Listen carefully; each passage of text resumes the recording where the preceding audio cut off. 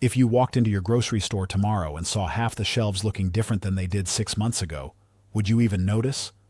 Most people wouldn't.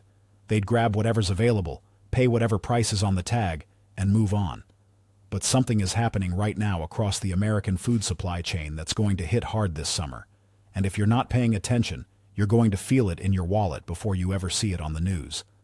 I've been tracking grocery prices, supply patterns, and trade data for a while now. And what I'm seeing heading into July 2026 is unlike anything we've dealt with in the last 2 years. Some of these items are about to get significantly more expensive. A few of them might become hard to find altogether. And one item on this list, number 7, genuinely shocked me when I dug into what's happening behind the scenes. You won't believe number 7. If you're the kind of person who likes to stay ahead of things, who likes to know what's coming before everyone else figures it out, you're in the right place. Hit subscribe right now so you don't miss what's coming next. I put out content like this regularly, and the people who watch it consistently tell me it saves them real money. So let's get into it. Here are 12 grocery items you need to buy before July 1st, 2026. Item number 1. Olive oil. I know what you're thinking. Olive oil has already been expensive. You're right. But here's what most people don't realize. It's about to get worse. Again. The 2025 Mediterranean harvest was supposed to be the recovery year. Spain, Italy, Greece, they were all expected to bounce back after 2 brutal drought seasons. And while production did improve slightly, it didn't come anywhere close to restoring global reserves. Warehouses are still running lean. The buffer stock that used to keep prices stable simply doesn't exist anymore. Now here's the part that matters for your summer. New tariff adjustments on European imports that went into effect in spring 2026 are adding another layer of cost. Importers are already passing that through. I checked prices at 3 different stores last week. A bottle of extra virgin olive oil that was $11 in January is now sitting at $14 to $16 depending on the brand, and wholesale data suggests another jump is coming before August. I personally switched to buying olive oil in larger format bottles at Costco about a year ago. It's not glamorous, but the per-ounce savings are real. If you use olive oil regularly, and most of us do, buy a large bottle now. Store it in a cool, dark place. It keeps well for up to 18 months unopened. Don't wait until July when the next round of price increases hits the shelf. This is one of those items where acting early saves you real dollars over the course of a year. You don't want to be standing in the aisle in August wondering why a basic cooking staple costs $20. Item number 2. Canned tomatoes. This one flies under the radar, but it shouldn't. Canned tomatoes are one of the most underrated pantry staples in America, and they're quietly getting more expensive and harder to source in certain brands. California produces the vast majority of processing tomatoes in the United States, and while the 2025 crop was decent, water allocation issues in the Central Valley are tightening again for 2026. Farmers are being forced to make hard choices about what to plant. Some are shifting acreage away from tomatoes toward higher-margin crops. That means fewer processing tomatoes going into the canning pipeline this year. On top of that, the cost of tin-plated steel, the stuff cans are actually made from, has been climbing steadily. Can manufacturers have been absorbing some of that, but the pressure is building.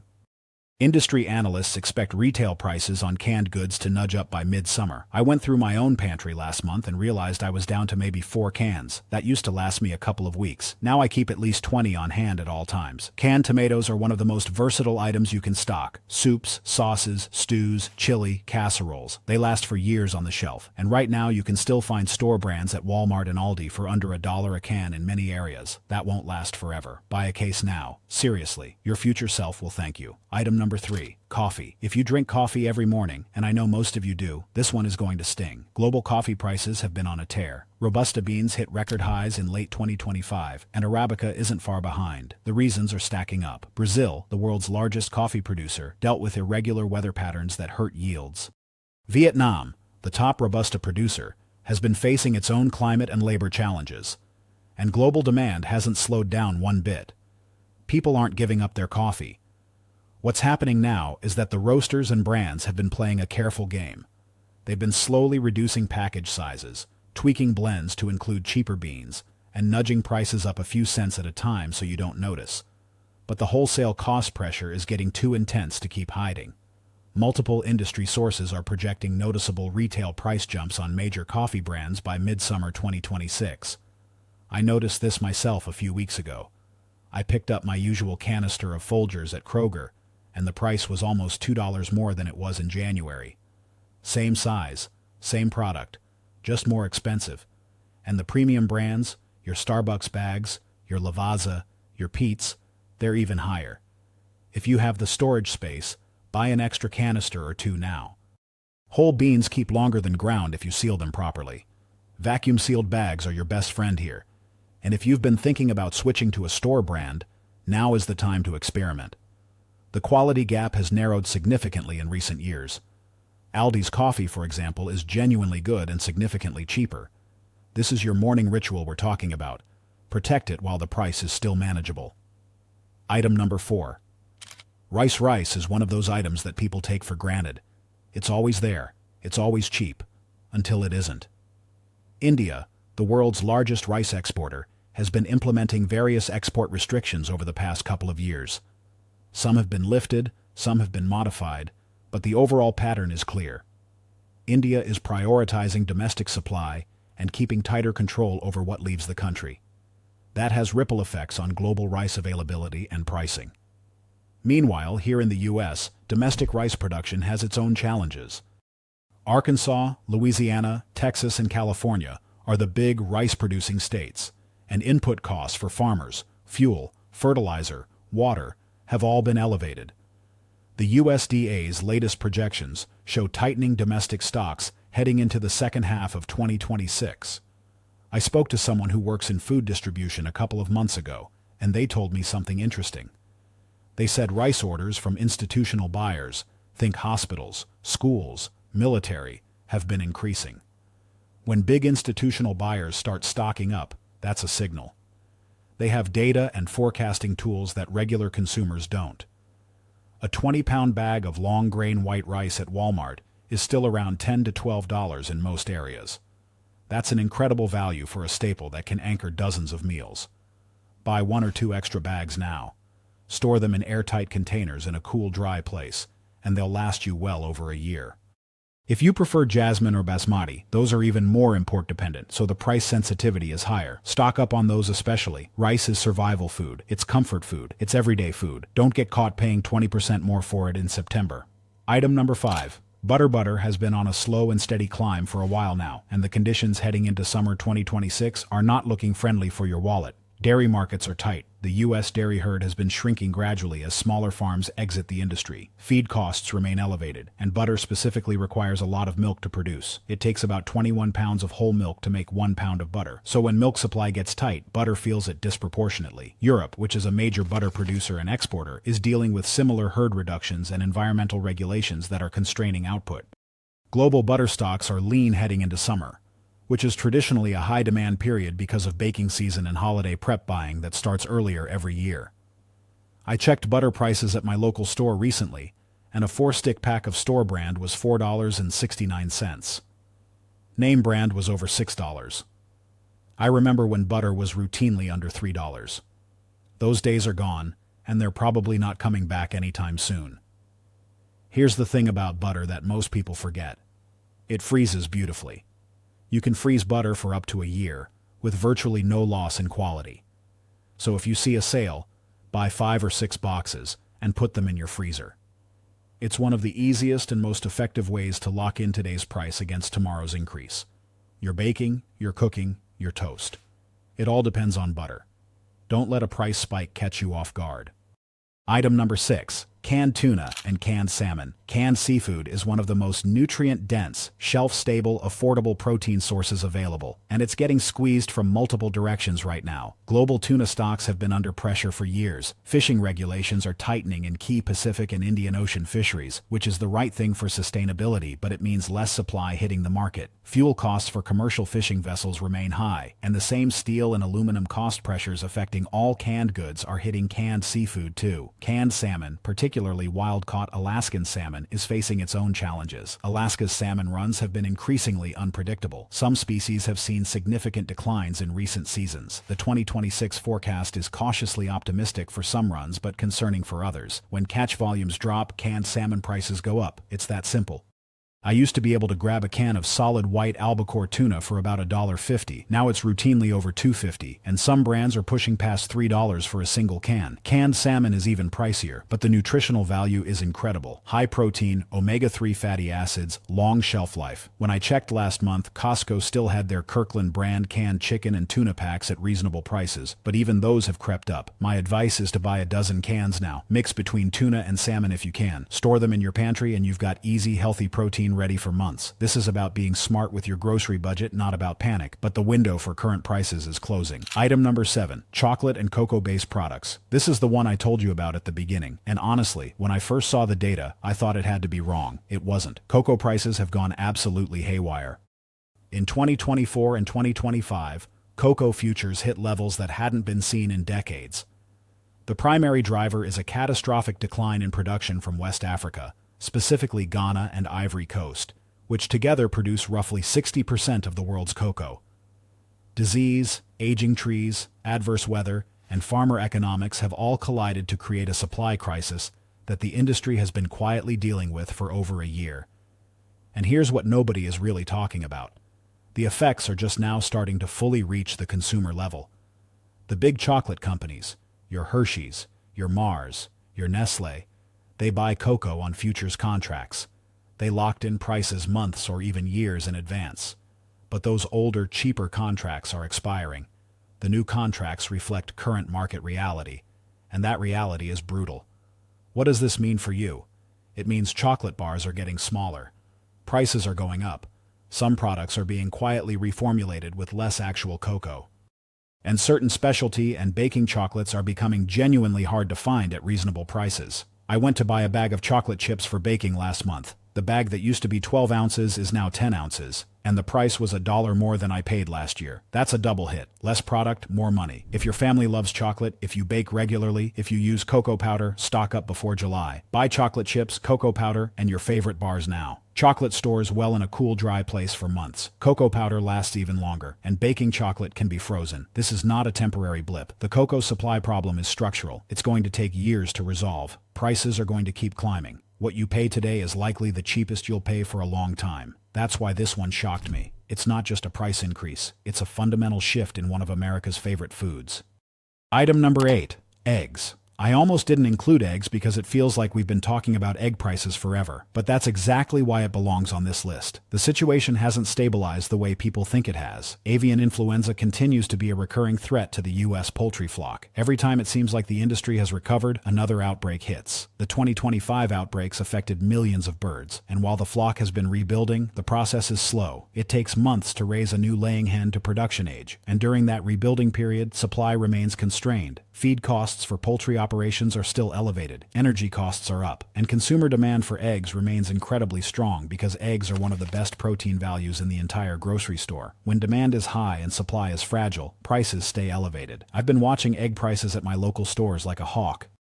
They came down from their peaks, but they never returned to what we used to consider normal. A dozen large eggs is still running $3 to $4 in most markets, and in some areas it's higher, and any new outbreak could spike prices again overnight. My strategy has been simple. When I see eggs at a reasonable price, I buy extra. You can freeze eggs, crack them into an ice cube tray, freeze them, then transfer to a freezer bag. They work perfectly for baking and scrambles later. Most people don't know this trick, but it works. Buy your eggs now at current prices. Have a backup plan for if prices spike again. And consider exploring your local farmers market. Small local egg producers often have more stable pricing and better quality. Item number 9, cooking oils beyond olive oil. We already talked about olive oil, but the broader cooking oil category deserves its own spot on this list. Soybean oil, canola oil, vegetable oil blends, sunflower oil, they're all facing cost pressures. Global oilseed markets have been volatile. Weather disruptions in major producing regions, shifting trade policies, and the ongoing competition between food use and biofuel use for these same oils are all creating upward price pressure. Sunflower oil in particular has had a rough few years due to the ongoing conflict in the Black Sea region. Ukraine and Russia are major sunflower oil producers, and supply disruptions from that area continue to ripple through global markets. Here in the U.S., soybean oil prices are influenced heavily by biodiesel demand. When the government incentivizes biofuel production, it pulls soybean oil away from the food supply and into fuel tanks. That's great for energy policy, but not great for your grocery bill. I looked at a bottle of Crisco vegetable oil at my store last week. It was almost $6 for 48 ounces. I distinctly remember buying the same bottle for under $4 not that long ago. That's a significant jump for something most households use every single week. Buy an extra bottle or two of whatever cooking oil you use most. They store well for 6 to 12 months in a cool, dark pantry. And if you see a sale, grab more. Cooking oil is one of those essentials that touches almost every meal you make. Locking in the current price is just smart planning. Item number 10. Frozen vegetables. Here's one that a lot of people overlook, and it's a mistake. Frozen vegetables are one of the best values in the entire grocery store. They're picked and frozen at peak ripeness, they retain their nutrients, they last for months in your freezer, and they're typically much cheaper than fresh. But that value equation is shifting. The cost of processing, packaging, and freezing vegetables has gone up. Energy costs at processing plants are higher. Transportation costs, especially for refrigerated trucking, have increased. Labor costs at packing facilities have risen. And the raw vegetable inputs themselves are more expensive due to the same water, weather, and fertilizer pressures affecting all agriculture.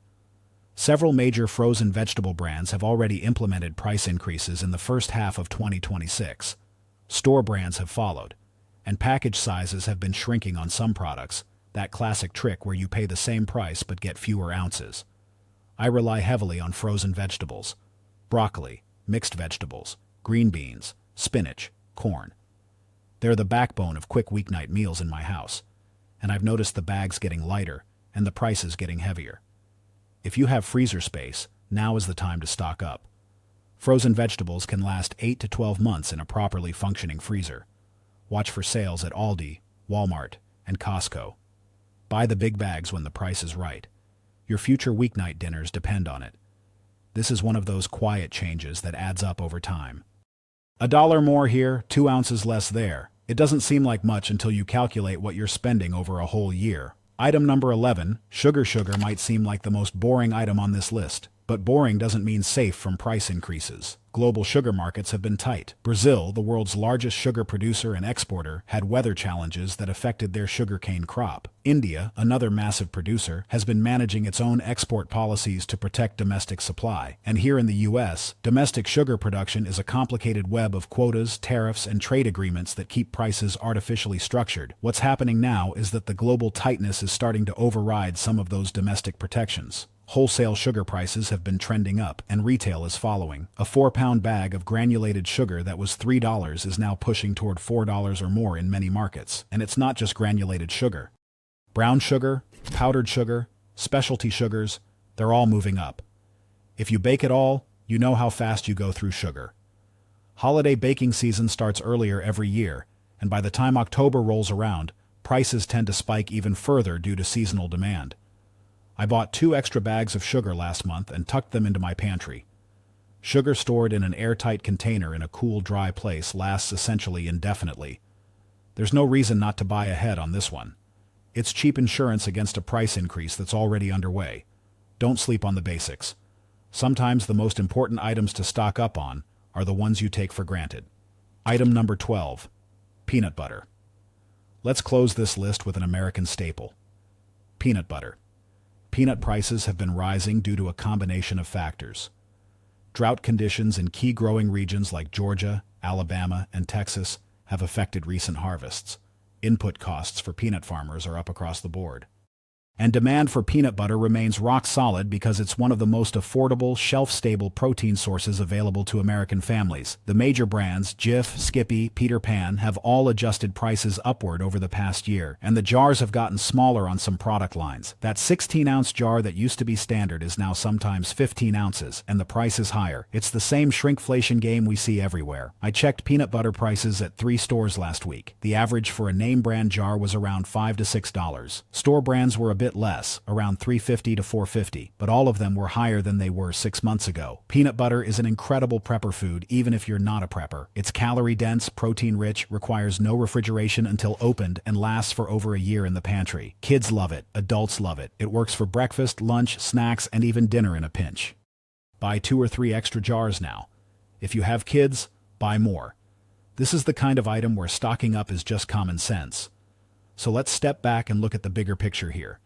12 items: olive oil, canned tomatoes, coffee, rice, butter, canned seafood, chocolate, eggs, cooking oils, frozen vegetables, sugar, and peanut butter. What do they all have in common? They're all everyday essentials. They're all things you buy regularly without thinking twice. And they're all being quietly affected by forces that most people aren't paying attention to. Trade policies, climate patterns, supply chain restructuring, shrinkflation, corporate cost management. The pattern is clear. The cost of feeding your family is going up, and the companies making these products are doing everything they can to hide it from you. Smaller packages, reformulated recipes, gradual price increases designed to stay just below your notice threshold. But you noticed. You're here. You're watching this. And that puts you ahead of 90% of shoppers who are going to walk into their grocery store in August and wonder why their cart costs $30 more than it used to. This isn't about hoarding. It's not about panic. It's about being smart. It's about buying a little extra now when prices are lower, so you're not scrambling later when they're higher. It's about protecting your family's budget with simple, practical action. Most people won't do anything with this information. They'll keep shopping the same way, paying whatever price shows up on the tag and complaining about it later. But you're different. You're the kind of person who plans ahead, who pays attention, who takes action before it's too late. So here's what I want you to do. Pick even 3 or 4 items from this list and buy a little extra on your next grocery trip. Put them in your pantry or your freezer. Set yourself up for a summer where you're not caught off guard by price spikes and empty shelves. And if this video helped you, hit that subscribe button. I'm going to keep bringing you this kind of insider information every single week. The stuff that matters, the stuff that saves you money, the stuff that nobody else is talking about until it's too late. Leave a comment below and tell me which item on this list surprised you the most. I read every single comment, and your feedback helps me decide what to cover next. I've got some big topics coming up that I think you're going to want to hear about. Thanks for watching. Thanks for being part of this community. Stay smart, stay prepared, and I'll see you in the next one.